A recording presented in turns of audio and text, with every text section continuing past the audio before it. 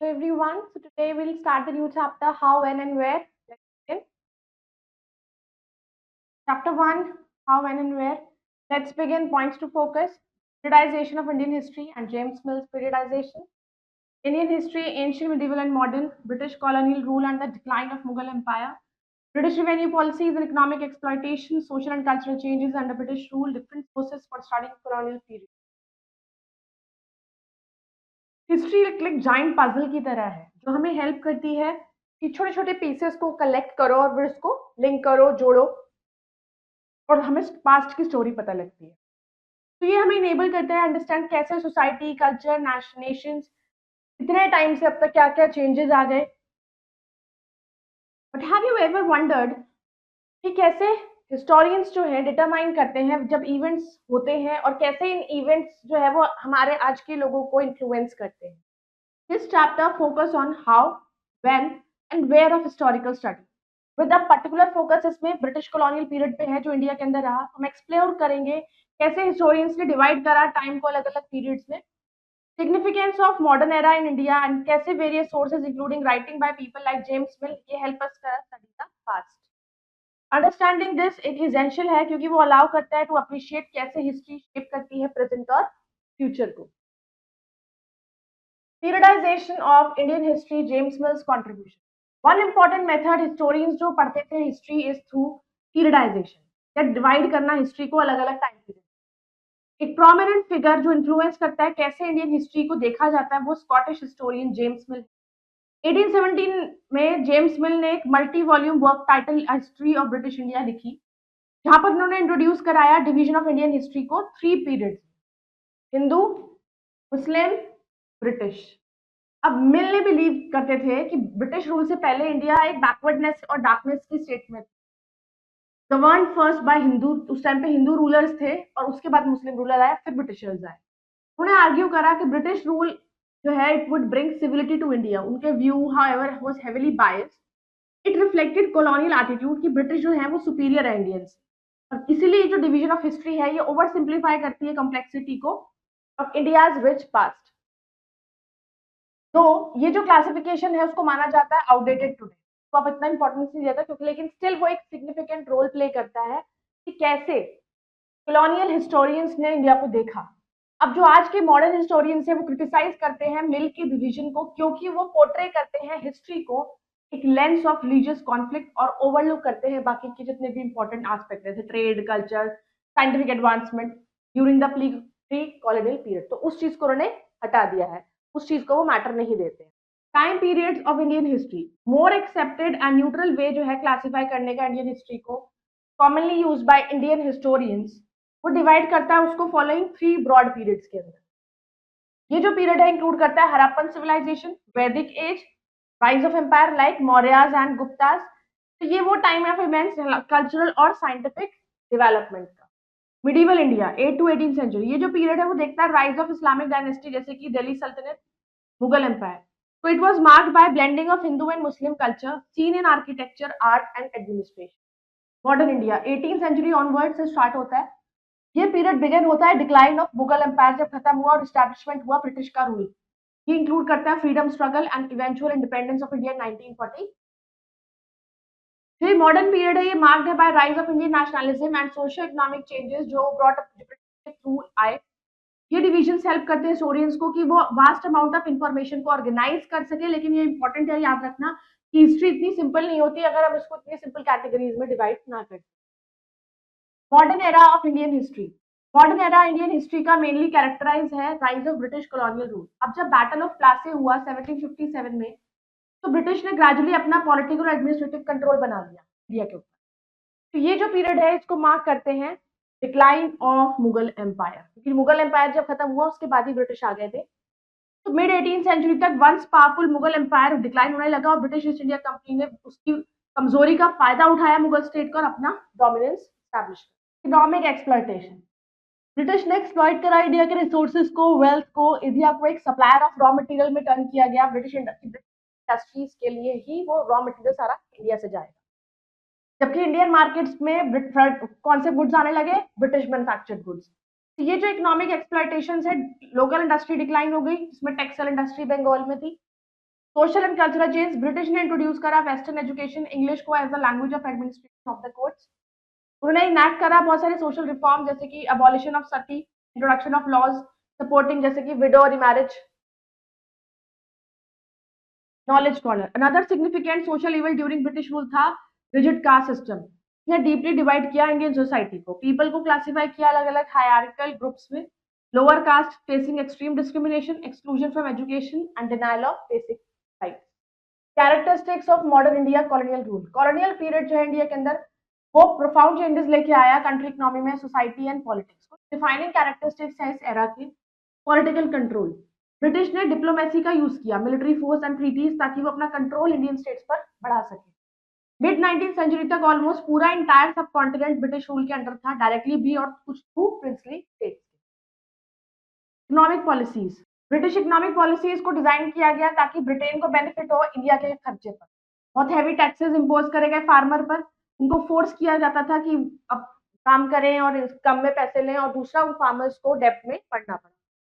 अब British policies ने focus करा प्रोडक्शन कैश क्रॉप्स को ग्रो किया जाए, कॉटन, इंडिगो, ओपीएम, जो बाहर ब्रिटेन में एक्सपोर्ट होने लगी, जिससे फूड शॉर्टेज हो गई इंडिया के अंदर। Western education and English language, अब ब्रिटिश ने इंट्रोड्यूस कराया वेस्टर्न स्टाइल एजुकेशन। प्राइमरली उनका एम था कि एक ऐसी क्लास इंडियंस की क्रिएट करना जो उनके कंट्री के एडमिनिस्ट्रेशन में उनकी हेल्प करे। अब इंग्लिश का यूज वाइड फैलने लगा, पढ़ने लगा, और ये मीडियम ऑफ इंस्ट्रक्शन बन गया स्कूल्स कॉलेजेस में। Social reforms, while British introduce करा कुछ इंपॉर्टेंट सोशल रिफॉर्म जैसे कि abolition of sati and prohibition of child marriage. ये जो रिफॉर्म्स थे were often driven by need to appear morally superior और जस्टिफाई देयर रूल। तो ब्रिटिश ने पोर्ट्रे किया देमसेल्व्स को as civiliser, bringing progress to a backward country. Sources to study the colonial period, historians rely करते हैं अलग अलग type of sources पर कि वो कॉलोनियल पीरियड को इंडिया में स्टडी करें। ये सोर्सेज हमें इंसाइट देते हैं कि कैसे ब्रिटिश रूल ने इंडिया पे रूल किया और कैसे इंडियंस ने रूल को रिस्पॉन्ड किया। Administrative records, administrative record refer करता है ऑफिशियल डॉक्यूमेंट्स जो ब्रिटिश गवर्नमेंट ने इंडिया में क्रिएट करे। ब्रिटिश अपने सिस्टमैटिक और डिटेल्ड रिकॉर्ड के लिए जाने जाते हैं, और ये रिकॉर्ड्स क्रूशियल सोर्स थे हिस्टोरियंस के लिए। वो रिकॉर्ड रखते थे, आज उन्हीं रिकॉर्ड के बारे में जब वो मिले तो हिस्टोरियंस ने उससे ही अंदाजा लगाया, पूरी पास्ट की इंफॉर्मेशन रखी। Types of administrative records, government orders और नोटिफिकेशन, ये जो डॉक्यूमेंट्स थे इसमें लॉज, रेगुलेशन जो ब्रिटिश गवर्नमेंट पास करती थी इंडिया के अंदर, ये वो सब था।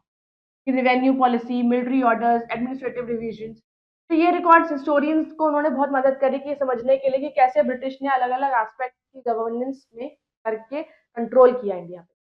कोर्ट रिकॉर्ड्स, लीगल डॉक्यूमेंट जैसे कि कोर्ट का रूलिंग, पिटिशन, ट्रायल रिकॉर्ड्स, ये सब ऑफर करते हैं insight into legal system introduce by the British और कैसे इंडियंस पर इसका इम्पैक्ट पड़ा। जैसे कोर्ट केसेस, जैसे लैंड डिस्प्यूट का केस हो गया, तो इसमें ये प्रॉपर्टी राइट्स का चेंज, ये सब चेंजेस किए गए ब्रिटिश रूल में।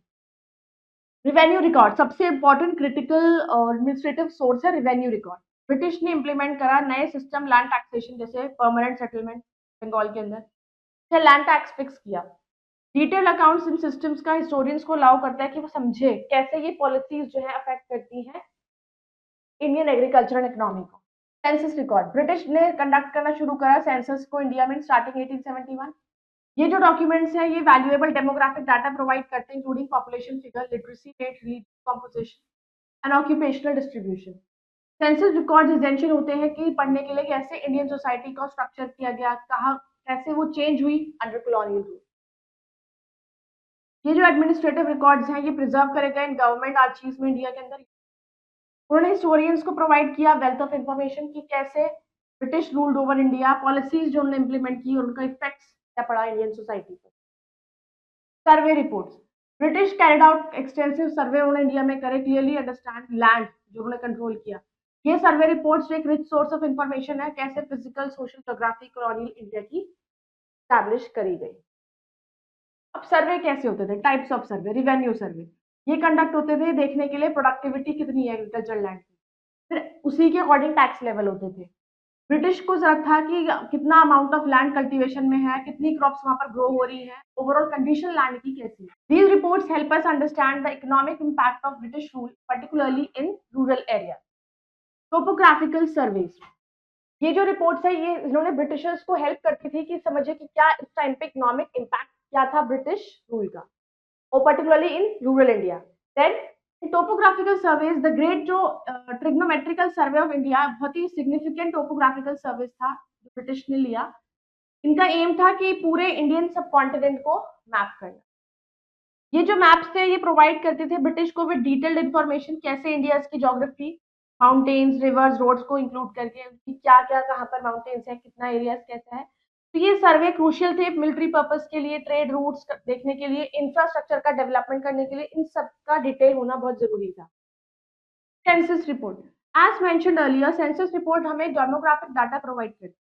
Census not only counted population से ही पॉपुलेशन काउंट नहीं होती है, बल्कि कैटेगराइज्ड रिलीजन के बेस पे कि कौन से रिलीजन के कितने लोग रहते हैं, कास्ट, ऑक्यूपेशन, रीजन, सब चीज का सेंसस होता है।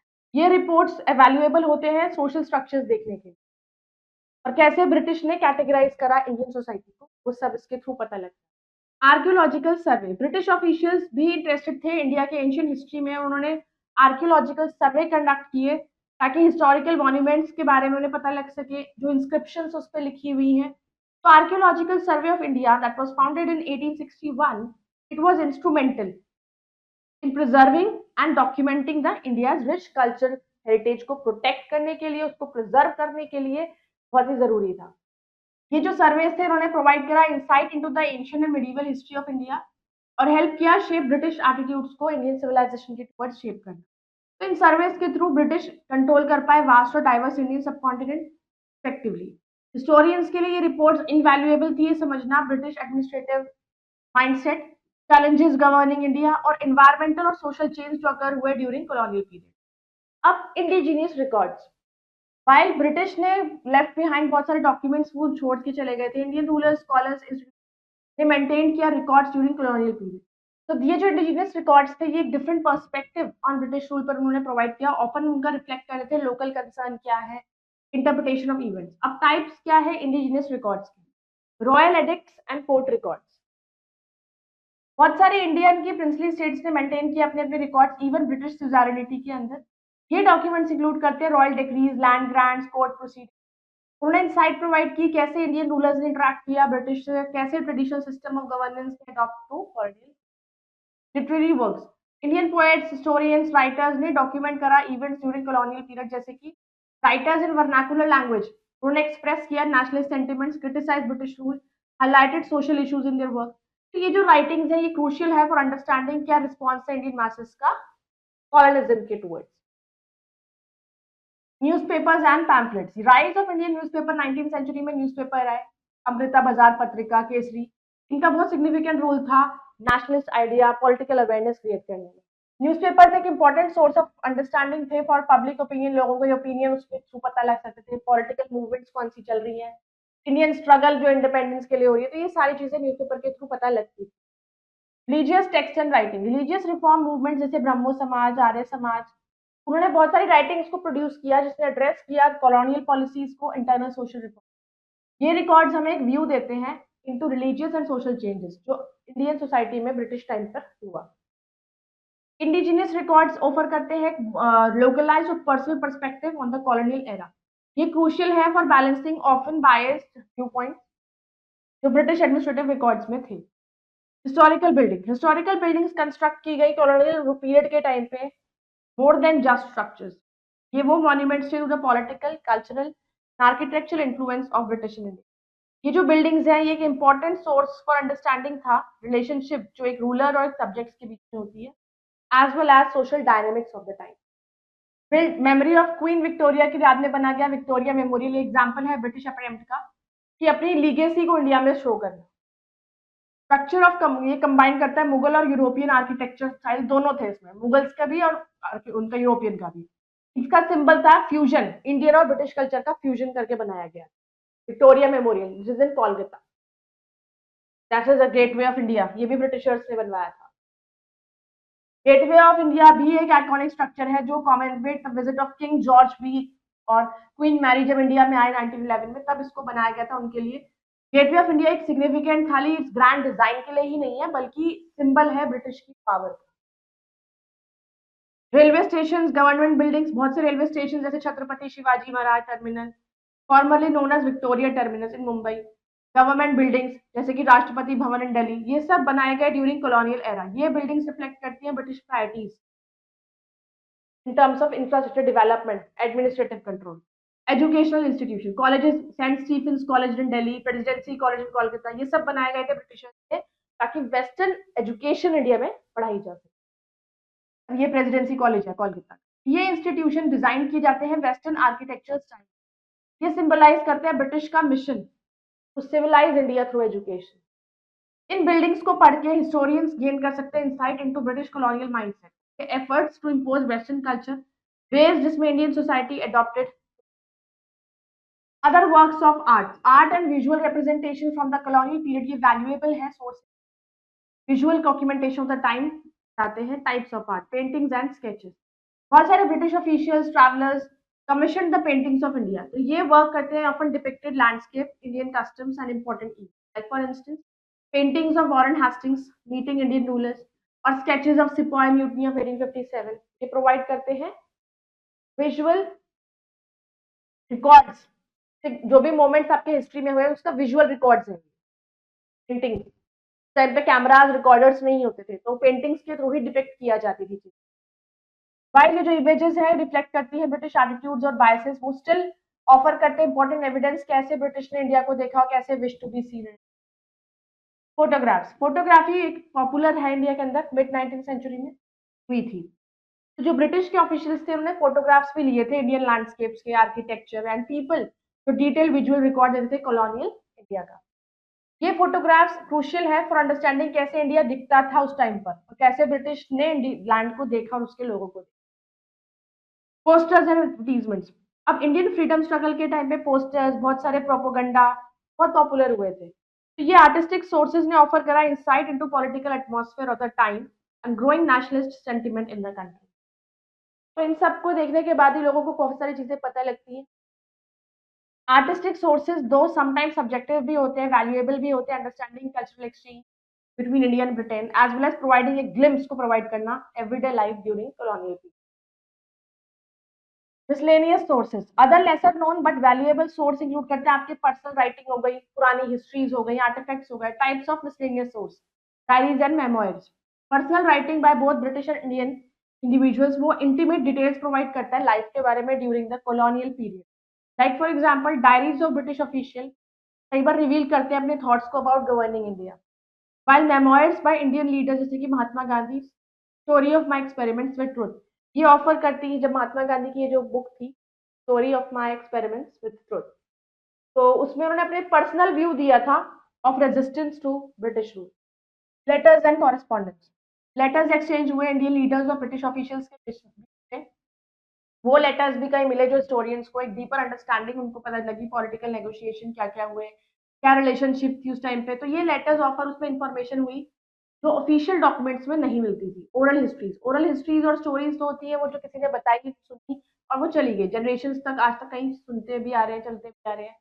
कुछ वैल्यूएबल भी होती है अबाउट द एक्सपीरियंस जो एक ऑर्डिनरी पीपल का वहां पर उस टाइम पे एक्सपीरियंस रहा। ये स्टोरीज ने हेल्प किया हिस्टोरियंस को, कैसे लोग महसूस करते थे ब्रिटिश रूल के बारे में, कैसे उन्होंने उनकी लाइफ को अफेक्ट किया था। बहुत सारी चीजें थी। आर्टिफैक्ट्स एंड ऑब्जेक्ट्स, हर एक ऑब्जेक्ट जैसे coins, tools, clothing from the colonial period को प्रोवाइड करते थे clues about material culture of the time. जैसे British coins minted for use in India, textile produced under colonial trade policy, जिनमें बताते हैं economic interactions between the Britain and India। Reflecting on the past, the conclusion, इस chapter में explore करेंगे methods historians use to study the past, कैसे historians use करते हैं past की स्टडी को, particularly focus on colonial period. तो by understanding कैसे टाइम को डिवाइड किया गया अलग पीरियड में, एंशियंट, मिडिवल, मॉडर्न, तो हमें इंसाइट मिलता है इनटू इवोल्यूशन ऑफ इंडियन और उसकी ट्रांसफॉर्मेशन अंडर ब्रिटिश। तो modern era marked by colonialism brought significant political, social और इकोनॉमिक चेंजेस आए। बहुत सारे सोर्सेज जैसे administrative record, survey, indigenous writing, historical building, artistic work, उसने वैल्यूएबल पर्सपेक्टिव दिया है इस पीरियड को लेकर। टुगेदर ये सोर्स ने हेल्प करा reconstruct complexities India's colonial experience और उसके लास्टिंग इम्पैक्ट क्या रहा नेशन की हिस्ट्री और identity. Let's remember, historians study the past by dividing history into different time periods to understand the societal change. James Mill ने divide किया Indian history को into Hindu, Muslim, British period as bias. Indian history को divide किया 3 main periods में, ancient, medieval, modern. का focus था British rule. Decline of Mughal empire in 18th century enabled the British to establish control over India. British colonial rule led to economic exploitation, including high taxes, decline of local Indian industry. British ने introduce करा western education, English को एक language of administrating social and cultural change. Some social reforms like abolition of sati, ये सब introduce है, but often justify British rule को as superior. Historians study the colonial period using sources like administrative record, survey, and writing.